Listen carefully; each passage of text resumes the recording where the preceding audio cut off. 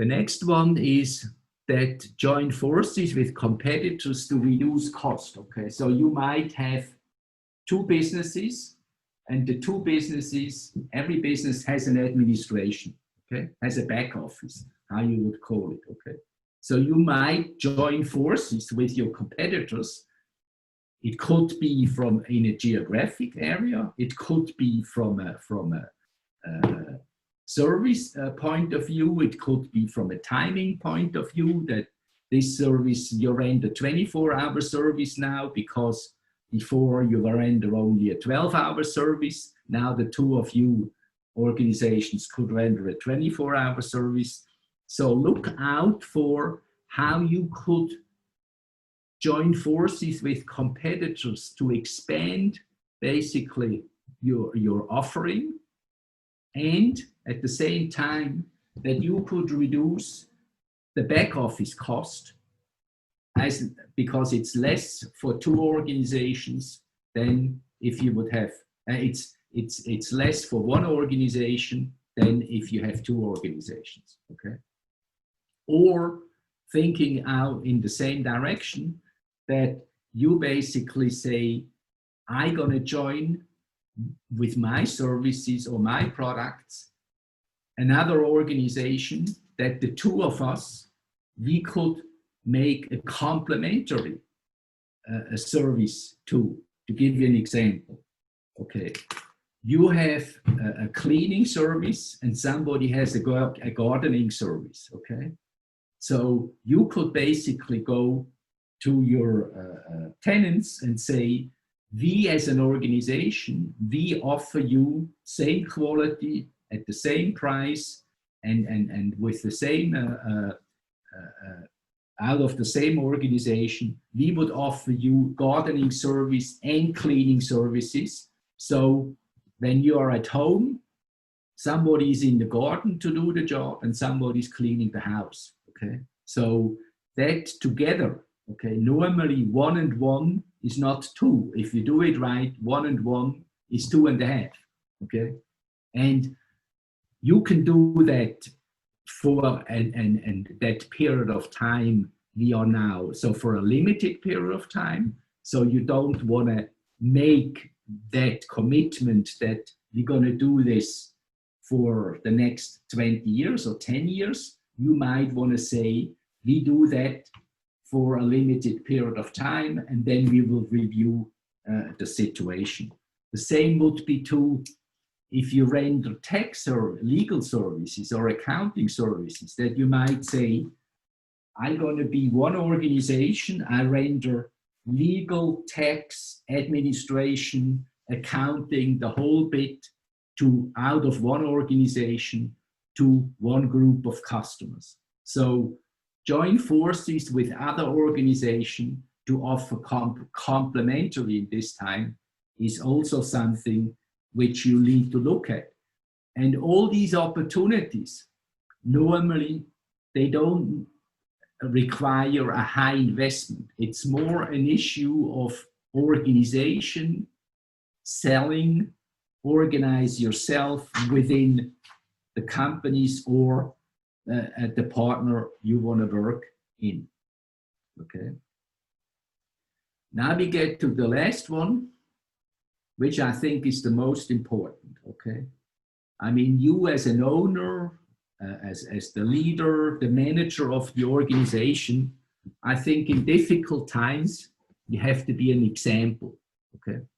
I think if your organization senses that you are not strong and you don't know what you're doing, then you cannot expect, so to speak, that the organization is following you, okay? So you do not have to be arrogant, but I think you have to be forceful.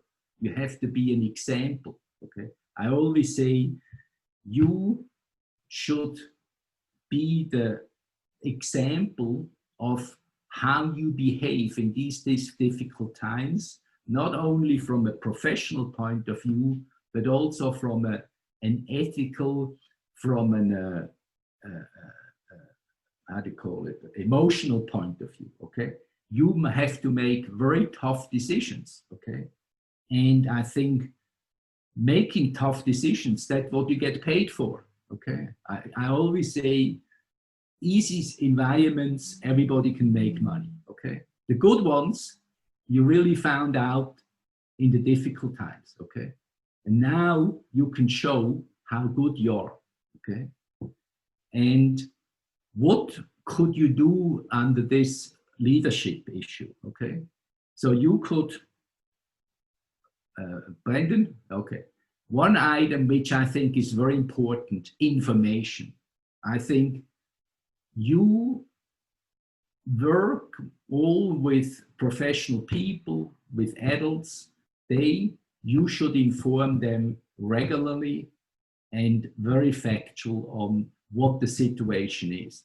It's no good to hide something because they will find out down the road, okay? So if you have, say, you know, cash is not an issue with us. If it's true, say it. But then obviously they will not expect, or they will not consider that you say that you don't pay on time, or that you ask for a reduction of working time, okay?